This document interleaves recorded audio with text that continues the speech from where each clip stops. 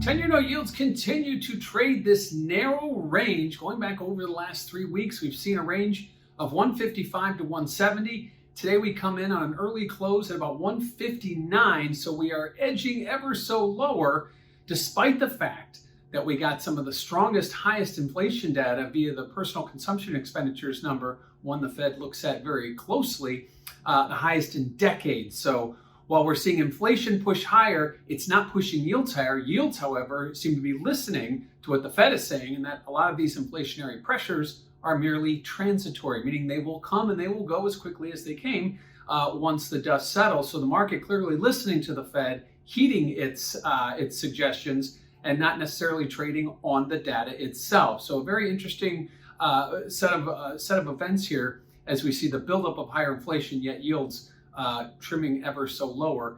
Again, lowest we've seen on a weekly close going back to the first week of May.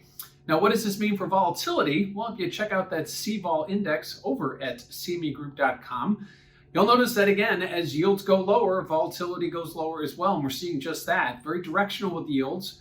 When we saw yields moving higher, we saw volatility going higher. And now we are seeing yields move back lower. We are seeing volatility levels move back down to that gulp area where we get below 4% in the longest dated 10-year note, which is the September bucket. That starts to give you the idea that the market is not really afraid or concerned with what's happening around it, given the fact that we still have a lot of uncertainty with government budgets, with what the Fed might or might not do at its upcoming FOMC meeting, and also with the economic data that we continue to get in the rollout of the reopening of the economy. You would think volatility would be a little higher with such uncertainties looming out there, but no, we are seeing volatility continue to trend lower as yields do as well. Lastly, what do we have coming out ahead? Well, next week, it's the first week of June. That means one thing and one thing only: jobs, jobs, jobs.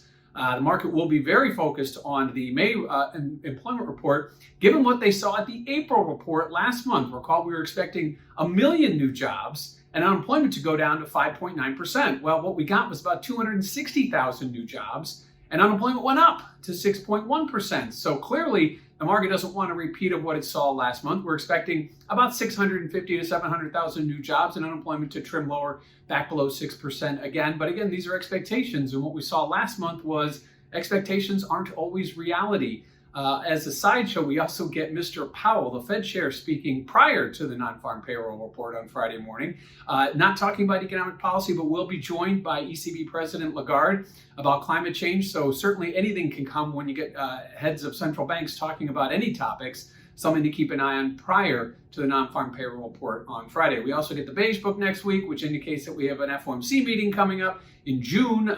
So keep an eye on, that'll give us a picture of what's going on in the 12 districts as far as what the FOMC may use as some of their policy making changes or whatever. So again, those are going to be the three highlights for next week's data. But again, seeing a very narrow range over the last several weeks, only about 15 basis points, but look out. We've got that jobs report coming out next week. We got Fed Chair Powell, and way on the horizon, June FOMC.